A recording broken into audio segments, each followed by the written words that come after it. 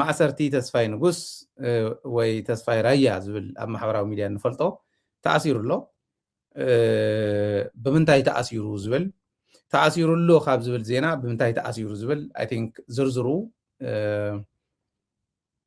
ብዙሓት ከቕርብዎ ይረኣኹን ንሕና እቲ ዝርዝር ረኺብና ኣለና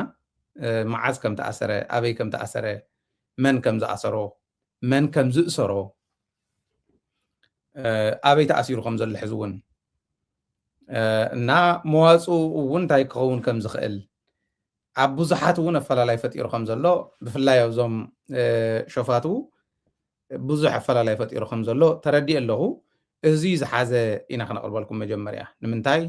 መወዳእትኦም እዚ ከም ዝኸውን ዳተዛረብናዮ ዝመፃና ነገር ክኸውን ከሎ ካብ ምርኣይ ንላዕሊ ዘሕዝን የለን ምክንያቱ ተነጊሮም እዮም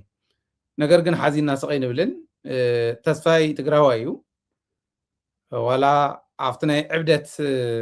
መንገዲ ንበር ትግራዋይ እዩ ስለዚ ምስ ብልፅግና ዝነበሮ ረኽቢ ትግራዋይነቱ ክቕንጥጦ ይኽእልን ለዚ እዚኦም ብምልኦም እቲ ሓቂ ብክልተ መንገዲ ይጠቅም እዩ ዝብል እምነት ኣለኒ እንተወፅዩ ሓደ ነቶም ንብልፅግና ኣሚኖም ኣብ ትሕቲ ብልፅግና ኮይኖም ናይ ብልፅግና ሓሽከራት ኮይኖም ዝኸዱ ዘለዉ መወዳእትኦም እንታይ እዩ ብዘይ ምክንያት ከም ዝኽዎ እንተኮይኑ መወዳእቱ እንታይ እዩ ዝብል ብደንቢ ክንመሃረሉ ይገብር እዩ ነቲ ካሊእ ማሕበረሰብ ካልኣይ ከዓ ብልፅግና ኣታሊሉ ወሲዱ መሳርሒ ገይሩ ተጠቂሙ እስካዕ መወዳእታ መቐረቶም እስካዕ ዝውድኡ ምስ ተጠቐመሎም መወዳእቱ እንታይ ከም ዝገብሮም ክፈልጡ ኣለዎም ተመውኡ ዘለዉ እውን ማለት እዩ ተስፋይ ብቐዳሚ ተኣሲሩ እቲ ዝገርም ተስፋይ ካብ ዝመፅእ ናብ ኢትዮጵያ ካብ ዝመፅእ ጀሚሩ እስካዕ ሕዚ ኣብ ሆቴል እዩ ዝነብር ስኢሉ ቀሊል ሆቴል ኣይኮነን ኢሊሊ ሆቴል እዩ ዝነብር ኣብ ኢሊሊ ሆቴል ማለት ብክልተ መንገዲ እዩ ከቕርቦ ሓደ ዓብዪ ሆቴል እዩ ክባር ሆቴል እዩ ካልኣይ ናይ መንግስቲ ሆቴል እዩ መንግስቲ ብደንብ ከም ድላይ ዝገብሮ ሆቴል እዩ ስለዚ መንግስቲ ከም ድላይ ዝገብሮ እንድሕር ኮይኑ ተስፋይ ምንም ዓይነት ምንቅስቃስ ዝገብረን ተስፋይ ኩለን ይፍለጥ ኣይን ማለት እዩ ክንደይናይ ዝኣክል ዓያሹ ምዃኖም ገሊኦም ዘሪኦኩም እዚ እዩ ንኣብነት ሳሙራ እንተይተረፈ ዝሳተፈሎ ብናይ ገልፍ ክለብ ዘሎ ናይ መንግስቲ ገዛውቲ ኣብኡ ገዛ ተዋሂብዎም ዝነብሩ ዘለዉ ጀነራላት ካሜራ ተገጢሙሉ ናይ ኦዲዮ ዲቫይስስ ተገጢሞሙሉ ዝዛረብዎ እንተይኮነስ ዘሕርንኽዎ ምሸት እንተይተረፈ ዝቕረፅ ምዃነ ይፈልጡ ምክንያቱ ወንዘር እንድሕር ኢሎም ኣጌንስት ናይቲ ፀላኢ ክሰርሑ እንተመኪሮም ኣብ ዝኾነ ይኹን ስቴጅ ንሱ መትሓዚ ምዃኑ ኣይፈልጥዎን በዓል ጌታቸው ተተሓዝሉ በዙ ኢለ እየ ዝኣመናነ ተስፋይ እውን ከምኡ ገይሮም ፀኒሖም እንታይ እዮም ረኺቦምሉ ኣሲሮሞ ዝብል ተረኸበሉ ነገር የለን ክነግረኩም የተን ዝርዝር ሕዚ ከም ዝበልኩም ኣብ ኢሊሊ ሆቴል እዩ ነይሩ ኢሊሊ ሆቴል 2 ዓመት ዝኣክል ምፅናሕ እንተኽኢልካ ዓመትን ገለን ምፅናሕ እንተኽኢልካ ካበይ ዝመፀ ገንዘብ ንዕኡ ዝኸፍሎ ዘሎ ዝብል ክትሓቱ ትኽእሉ ኢኹም ንሱ እውን ክንመፆ ኢና ብቐዳም ካብ ኢሊሊ ሆቴል ከም ዝኣሰርዎ ተነጊርና መን ኣሲርዎ ኢልና መከላከያ እዩ ኣሲርዎ ኢሎምና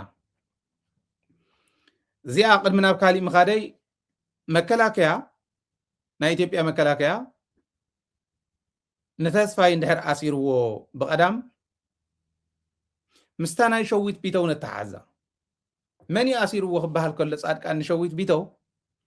መከላከያ ኣሲርዎ ሓንሳብ ወርቂ ከውፅእ ተታሒዙ ይብል ሓንሳብ ገንዘብ ተዋሂቡ ገንዘብ ሂቦሞ ናይ ሕወሓት ገንዘብ ሒዙ ተረኺቡ ይብል ጻድቃን ዝብሎ ዝነበረ ንፈልጦ ኢና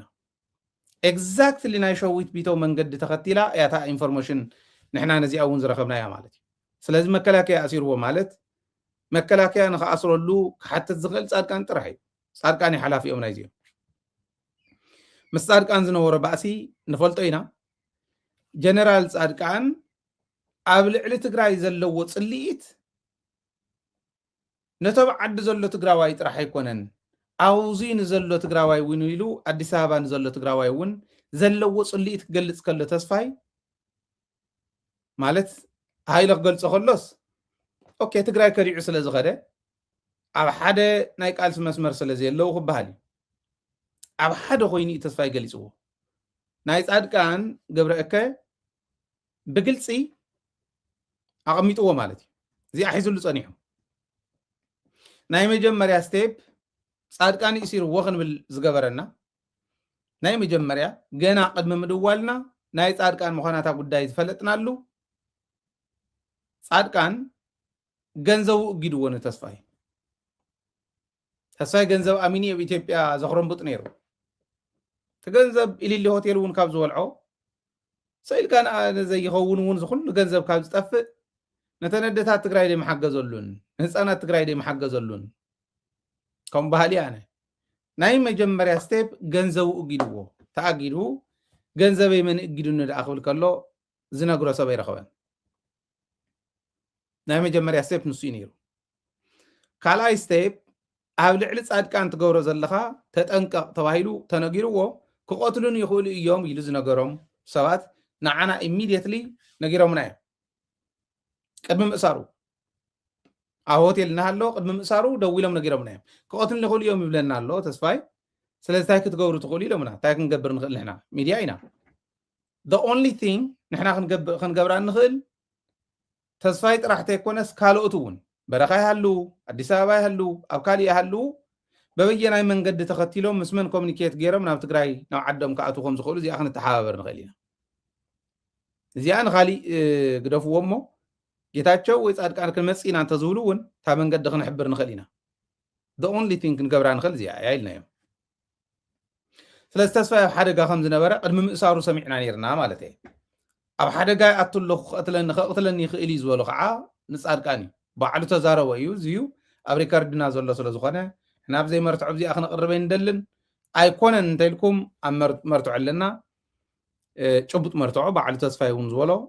ስለዚ ጻድቃን ክእስረኒ ጥራሕ ተይኮነስ ክቐትለኒ ይኽእል ይብል እውን ስለ ዝነበረ ካልኣይ ጻድቃን ክእሲርዎ ክኾን ይኽእል ዝብል ጥርጣረ ሕዲርና ማለት እዩ ክንጥይቕ ከለና መበል ሳልሳይ መከላከያ ይኣሲርዎ እንዳበለ እዩ ዝኣስሮም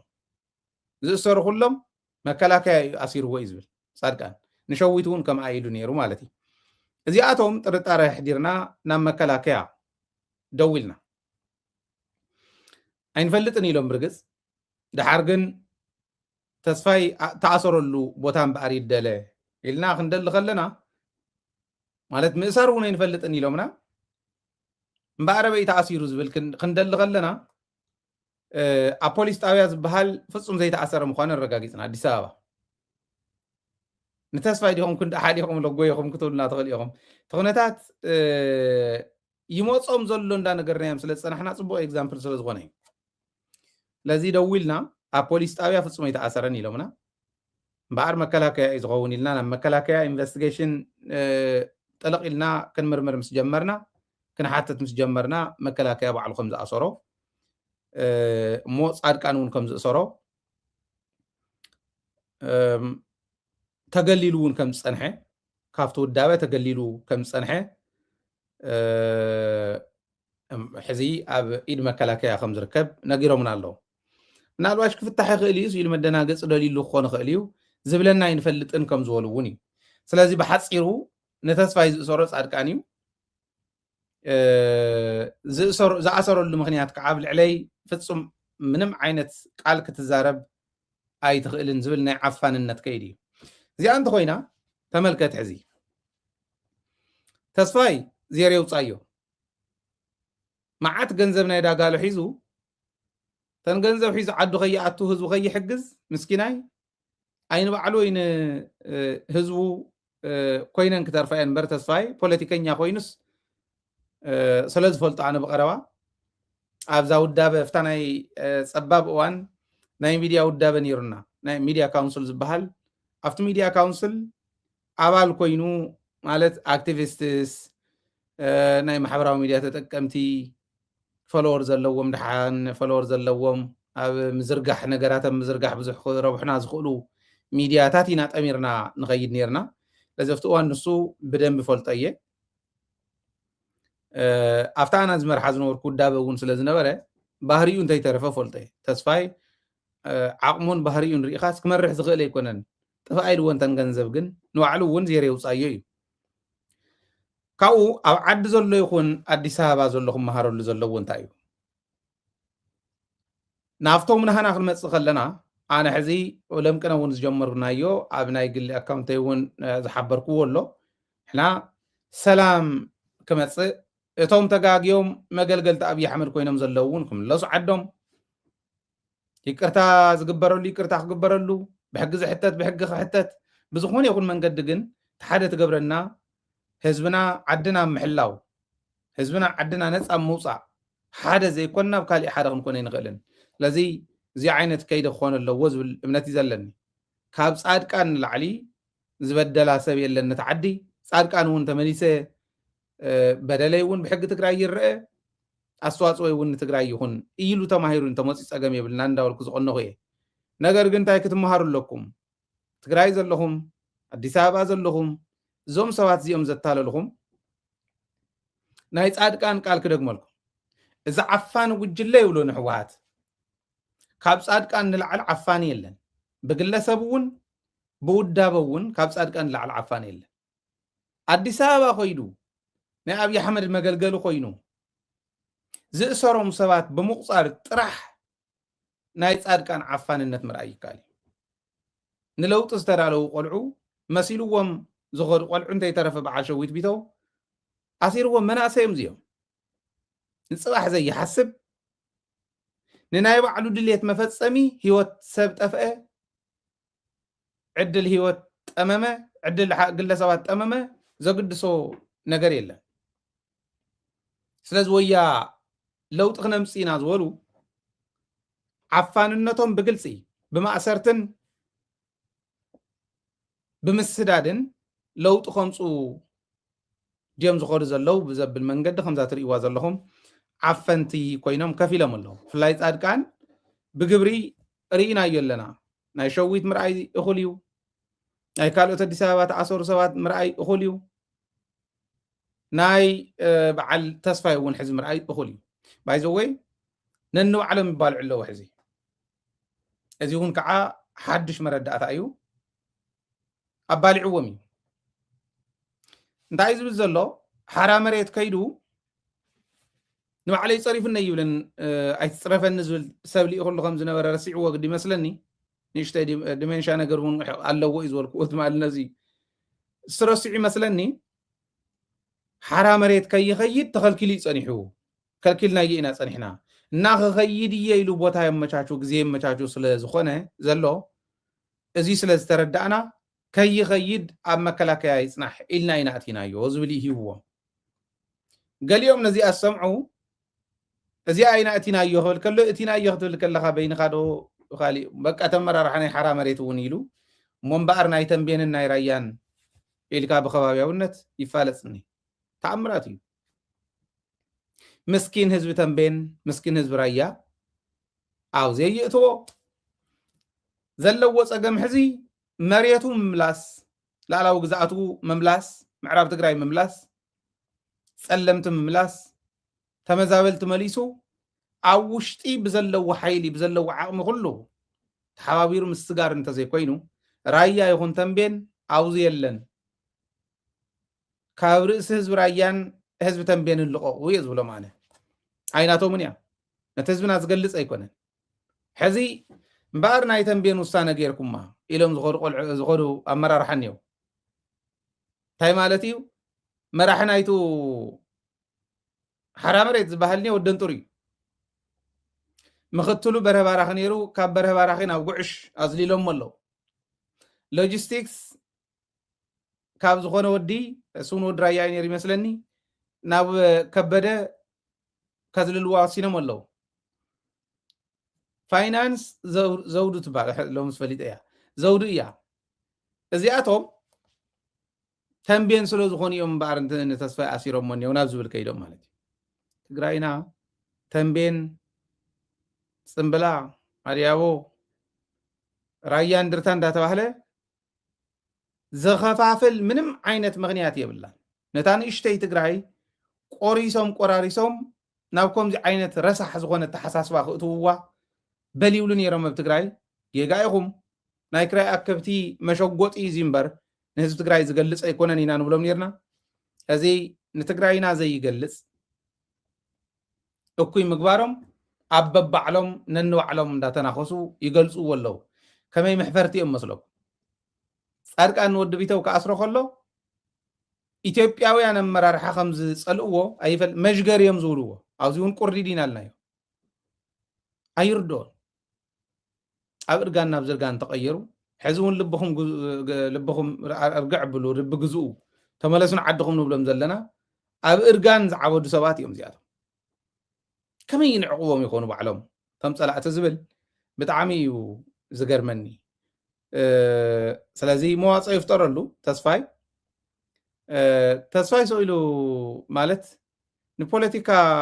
ዘይተፈጠሩ ሰባት ኣለዉ ዶ እንተተባሂሉ ናይ መጀመርያ ኤግዛምፕል ክኾን ዝኽእል ተስፋይ እዩ ገንዘብ ስለ ዝረኸበ ብኢሞሽን ይበቃ ዝግተር ነይሩ እምበር ፈልጣ ተኣምር የብሉን ተወሳኺቱ ስለዚ ተዘውፅዎ ይሓይሽ እንተውፅኦም ሞ ከዓ መረበቱ ክደሊ ተኾነ ንዓዲ እቶ ኣይ እንተኢሉ ከዓ ናብታ ዝነበራ ተመሊሱ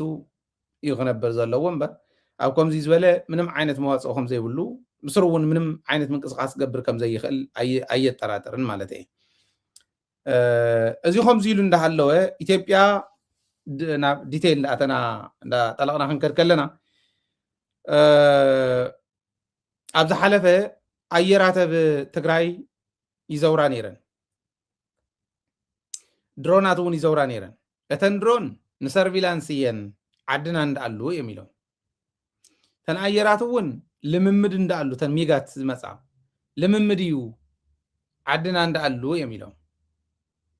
ንሕና እንታይ ኢና ኣለና ቴስት እዮም ዝገብሩ ዘለዉ ናይ ራዳር ጉዳይ ናይ ካሊእ ጉዳይ ናይ ትግራይ መልሲ ብዝኾነ ይኹን መንገዲ ተሳሒታ ድኾን ዝኾነ ትገብር እሞ ዲፕሎማሲ ናይ ትግራይ ገና ካብ መልዓሉ ካብ ብቋሊኡ ንክምሖ ክገብሩ እዩ ተሓሳብ ነይሩ ዝብል እምነት እዩ ዘለኒ ስለዚ እዚአን ይኸዳ ነይረን ካብኡ ቀፂሉ መደበኛ ናይ ኣየር መጓዓዝያ እውን ምኻድ ጀሚረን ጥራሕ ኣይኮነን ይመላለስ ኣብ ዝነበራሉ ኣብ መሬት ዘሎ ናይ ኮሚኒኬሽን ኢኩፕመንት ክራኸበልና ይከኣለን ምስ ኣየር ስለዚ ክንምለስ ኣለና ኢለን ክልተ ግዜ ሳልሳይ ከይደን ዝዓረፋሉ ሰለስተ ግዜ ሪፖርት ተገይሩ እቲ ዝወፀ እቲ ሪፖርት ዝገብርዎ ዝነበሩ ማሕበራዊ ሚድያ ሜይንስትሪም ሚድያ ዘውፅዎ ዝነበሩ ካሊእ እዩ ስኽንሪኦ ኢና ኣበይ እዩ ከምኡ ተገይሩ እንተልኩም ብቅድሚ ማሊ ብዕለት 9 ብፈረንጂ ማለት እየ ብቅድሚ ማሊ ኣብ መቐለ ከምኡ ገይሮም ከይዳ በፂሓ ተመሊሳ ክልተ ግዜ ድሓርታ ይብሉ ኣለዉ ኣብዚዩ በፂሓ ተመለሰትሉ ክነግሮ ከለዉ ብቅድሚ ማሊ ንግሆ 1:50 ኢቲ 100 ዝተባህለት ኣየር መቐለ በፂሓ እንታይ ዓረፈት ተመሊሳ እያ ትኽክል እዩ ኣብ መደበኛ ናይ መራኸቢ ኣሰራርሓ ፀገም ኣጋጢሙ ስለ ዝነበረ እዩ ክራኸበልና ስለ ዘይከኣለ እዩ ካሊእ ምክንያት የብሉን ሎሚ እዮም ከምኣ ዝብልዋ ዘለዉ ትማልን ብቅድሚ ትማሊ እንታይ ይብሉ ነይሮም ከዓ ክነግረኩም እየ እቲ ምክንያቱ ንምንታይ ከም ምኳኑ እውን ክነግረኩም እየ ሕዚ እቲ ምክንያት መደበኛ ናይ መራኸቢ ኣሰራርሓ ፀገም ስለ ዘጋጠሞ እዩ ካሊእ ፀገም የለን ብናይ ኣውሮፕላን ሽግር ኣይኮነን ካሊእ ሽግር እውን ኣይኮነን ኣብ መሬት ምስ ዘሎ ናይ ኮሚኒኬሽን ኢኩፕመንት ዘይምንባብ ተፈጢሩ ስለ ዝነበረ ኣብ መሬት ምስ ዘሎ ናይ ኮሚኒኬሽን ኢኩፕመንት ናይ ኮሚኒኬሽን ንብረት ናይ ኮሚኒኬሽን ኣቕሓ ዘይምንባብ ተፈጢሩ ስለ ዝነበረ ተመሊሳ እያ ይብሉ ካብኡ ኣብኡ ኣብቲ ደብዳቤ ንሱ መቐለ ነዳዲ ስለ ዘየለ ካብ ኣዲስ ኣበባ ተመሊሳ ነዳዲ ፅዒና ክትከይድ ከዓ ጌርና ኢና ይብሉ መቐለ ነዳዲ ዘይትእቱ እንታይ ፀገም ኣለዎ ነዳዲ ዝኸልከልካ ዓልካ ግን ነዳዲ ንክትወስድ ንመቐለስ ነኣዲስ ኣበባ ክትምለስ እንታይ ኣለዋ? ከምኡ መቐለ ማዕረፈት። ዘምልሳ እንተ ዘይህልዋ መቐለ በፂሓ ከመይ ገራ ተመሊሳ ዝብል ብጣዕሚ ዝገርም ኣብ መቐለያ ነዳዲ ክትመልእ ሓሲባስ ነዳዲ ስለ ዘየለስ መቐለ በፂሓ ተመሊሳ ዝበሃል ሪዝኒንግ የለን እቲ ተንኮል እዩ ነይሩ ማለት እዩ ንዓይ ዘርዳእን ንስ እዩ ድሓር ብሰላም ተመሊሳ ዓሪፋ እያ ነዳዲ እውን ሒዛ ከይዳ እያ ዘጋጥም እዩ ኣብ ዓለም ዘሎ እዩ ኢሎም እዮም ሪዝን ኣውት ገይሮሞ ኣየር መንገዲ ኦኬ ኣነ ካብዚ ደብዳቤ እዚ እውን ግዕዘ ከም ዘለዎ ተንኮል ከም ዘለዎ ውፅእ ኣለኹ ነዳዲ ክትመልእ ዝበሃል ከመይ ገይሩ ከም ዝኣተው እውን ኣይርዳእን መቐለ በፂሓ ኣዲስ ኣበባ እንድሕር ተመሊሳ ካብ ኣዲስ ኣበባ መቐለ ካብ መቐለ ኣዲስ ኣበባ ዘኺዳ ነዳዲ ነይርዋ ማለት እዩ ስለዚ ዓረፈት ዝፈስስ ነዳዲ የለን ነዳዲ የለን መቐለ ክብል ከሎ ከዓ ነዳዲ ዝኸልከሎ ባዕሉት መንግስቲ እዩ ኣይብሉ ኣለዉ ስለዚ እታ ጉዳይ እታ ዝቐነየት እምበር ተሓዝብልዋ ዘለዎ ይኮነትን እያ እንታይ እዮም ዝብሉ ነይሮም ብክልተ ምክንያት ኣቕሚጦሞ ሓደ እቲ ናይ ኮሚኒኬሽን ንብረት ኣብ ትግራይ ዘሎ ተጠሊፉ ስለ ዝነበረ ወያነ ስለ ዝጠለፎ ይብሉ እንታይ እሞ ናይ ኣየር መጓዓዝያ ናይ ኮሚኒኬሽን ንብረት ወያነ ስለ ዝጠለፎ ሰዋት ጠሊፎም እንታይ እዮም ገብሩ ደብዳቢት ኣየር ኣይኮነትን ናይ መጓዓዝያ ኣየር እያ ናይ መጓዓዝያ ኣየር ወያነ ጠሊፉስ እንታይ ከይገብራ እዮም ፈሪሖም ወያነ ጠሊፍዋ ዝብሉ ነይሮም ዳ ካልኣይ እቲ ናይ ኮሚኒኬሽን ኢኩፕመንት ዘይሰርሓሉ ምክንያት ምስ ራዳር ምስ ናይ ፀረ ኣየር ራዳር ኣብ ኤርፖርት ዝተኸልዎ ኣብ ከተማ ዝተኸልዎ ኣብ ከምዚ ዝተኸልዎ ናይ ኤርፖርት ራዳር ተተሓሓዘ ስለ ዝኾነ ኢሎም እንታይ ይራኽቦ እዚ ራዳር ከፅንዑ ድዮም መፅኦም ነይሮም ማለት ራዳር ኣለው ማለት ራዳራት ወሲኻ እያ ወያነ ኣብ መላእ ትግራይ ራዳራት ወሲኻ እያ እንተኮይኑ ራዳር ጥራሕ ዲ ክውሰኽ ኩናት ክነመፅኹን ከፍተልኩም ኢና እንዲዮም ዝበሃሉ ዘለዉ ከምኡ ዲና ንበሃል ኣለና ራዳር ጥራሕ ኣይኮነን ክውሰኽ ፀረ ኣየር እውን በብኸባቢኡ ክኸውን እዩ ምንም ጥርጥር የብሉን ምስ ራዳር ኮሚኒኬሽን ናይ ኮሚኒኬሽን ዲቫይስ ወይ ኢኩፕመንት ምስ ራዳር እንታይ ይራኺብዎ እዩ ኣየርን ኣብ ኣየር ዘሎ ናብ መሬት ዘሎን ኮሚኒኬሽን ኮሚኒኬት ገብረልና ስለ ዘይከኣለ ዝብል ሪዝን ምስ ራዳር ከመይ ገይሮም ኣራኺቦም ይገልፅዎ ከም ዝነበሩ ይፈልጥ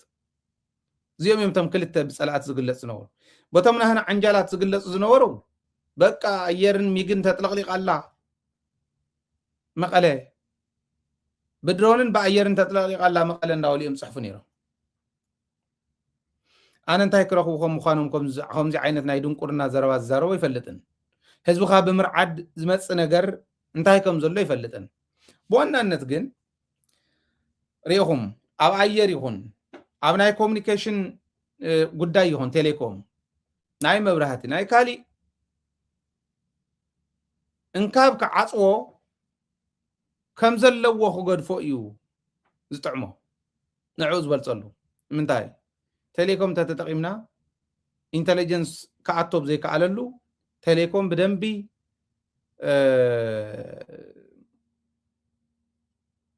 ታርጌት እንዳገበረ ዝተፈላለዩ ክላስተራት ገይሩ ፈልዩ እንታይ ይበሃለሉ እንታይ ኣበየናይ ከባቢ ዝብል ቴሌኮሙኒኬሽን ሓደ ናይ ኢንተለጀንስ መሓውር ስለ ዝኾነ መፅንዒ ብጣዕሚ ሓያል መሓውር ስለ ዝኾነ ክጥቀመሉ ይደሊ ስለዚ ኢንተለጀንስ ይጠቕሞ እዩ ካልኣይ ክንደይ ድና ንኸፍል ዘለና ሕድሕድ ትካል ደደቢት እኳ ትኸፍሎስ መዓት እዩ ናይ ኢንተርኔት ንኸፍሎም ብዙሕ እዩ ናይ ስልክታት ንኸፍሎም ብዙሕ እዩ ስለዚ መዓት ገንዘብ እዩ ሕዚ ከዓ ዳብል ገይሮሞ እዮም ዳርጋ ዳብል ኮይኑ እዩ ከፍሊቱ እዚኦም እዮም ተርፍዎ ኢኮኖሚ ናይ ኢትዮጵያ ክምዕብል እንተኮይኑ መንግስቲ ዝቆፃፀረን ትካላት ከምቱ ቴሌኮምን ካሊእን ከዓብዩ ኣለዎን ሳተን ከምፃ ኣለዎን ብዙሕ ከምፃ ኣለዎን ኢትዮጵያ ካብ ትግራይ እናወሰደት ኣበይ ኢንቨስት ገብሮ ከም ዘላ ንሪኦ ኣለና ክንመፆ ኢና ብግልፂ እውን ኣብ ኦሮሚያ እቲ ኢንቨስትመንት ኣብ ኦሮሚያ ይስፋሕፋሕ ኣሎ እቱ ገንዘብ ከዓ ካብ ትግራይ ይኸድ ኣሎ በታ ሓደ ገጽ እንተሪኢኹሞ ዓያሺ እዮም ናይ ኦሮሚያ መራሕቲ ዕሽነት እንሄዎም ብግልፂ ምክንያቱ ኤግዛክትሊ ኣብ ልዕሊ ትግራይ እንተይበላዕና ንሕና ንሶም ይወስዱ ኣለዉ ጎበዛት እዮም እቲ ሓደ ገጽ ጎበዛት እዮም ገንዘብ ብደንቢ ይሕዙ ኣለዉ ኢኮኖሚኦም ዴቨሎፕ ይገብሩ ኣለዉ ይደጋገፉ ኣለዉ ይናበቡ ኣለዉ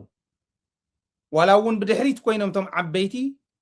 ምኽሪ እዮም ዝመኽሩ ኣባዱላ ዝመርሐ ዓዲ ግርማ ብሩ ዝመርሐ ዓዲ በዓልኩም ደመቅሳ ዝመርሕዎ ዓዲ እያ እኮ በዓል ሽመልስ ኣብ ቅድሚት ነቲ ጉያ ክጥዕም ኢነርጂ ዘለዎም ኣብ ቅድሚት ተቐሚጦም ብድሕሪት ዝመርሕዎም ንሶም እዮም ኣብ ኦሮሚያ ሪኢኹም ኢኹም ፕሬዚደንት ናይ ኦሮሚያ ዝነበረ ናይ መጀመርያ ፕሬዚደንት ናይ ኦሮሚያ ዝነበረ ብኢህወደግ ዘመን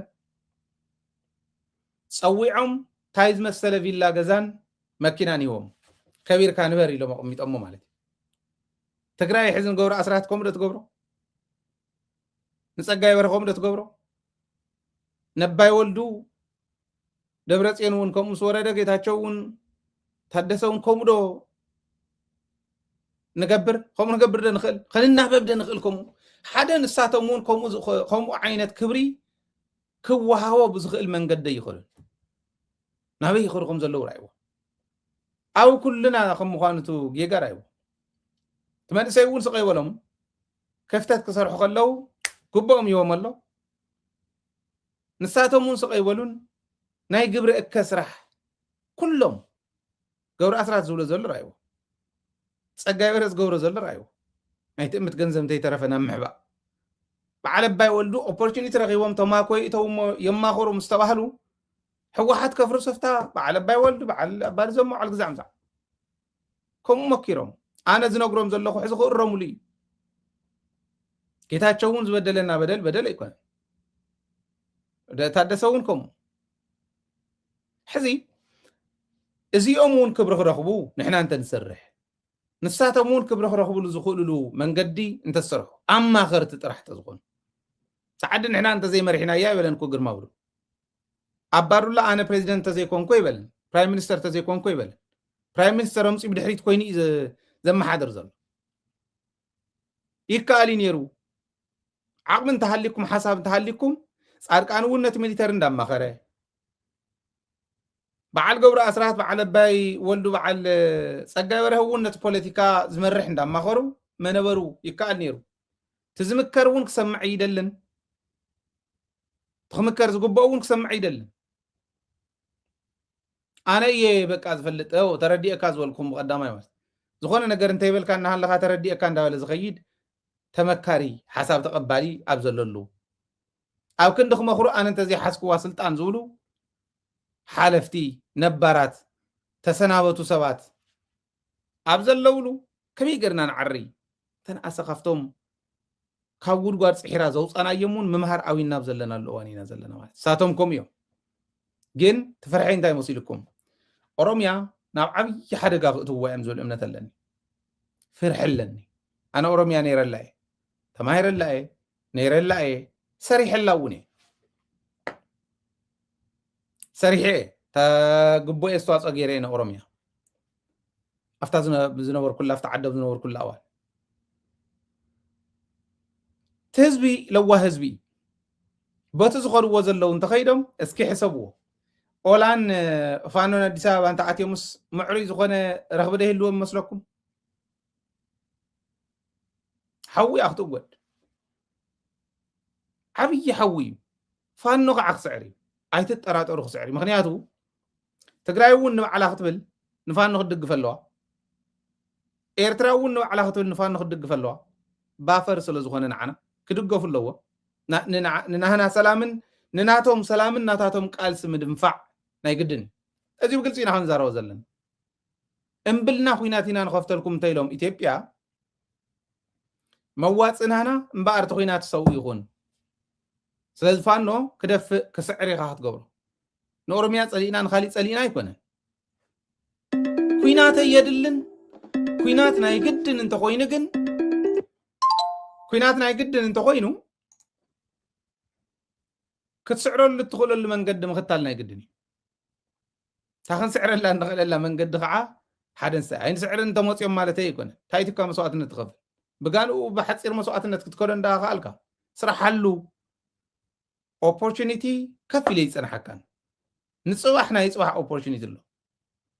قصون النزيدي ايتفلطون تعدل نسوغا ممصاصو اب تخكلኛ ግዜን ቦታን ምጥቃም ምኽአል እዩ ዋይዝ መራح خبلك ዝኽእል هذا አዲስ አበባ እንተ ተኣትዩስ እንታይ እዮም ክኾኑ ዝኽእሉ ዝብል ሕሰብዎ እቲ ሕዝ ዝገብርዎ ዘለው ኦሮሚያ ልማዓኸያ ኩናት እንተ ተኸፊቱ ኩናት ትፅባዕ ዓዲ እንተ ኮይና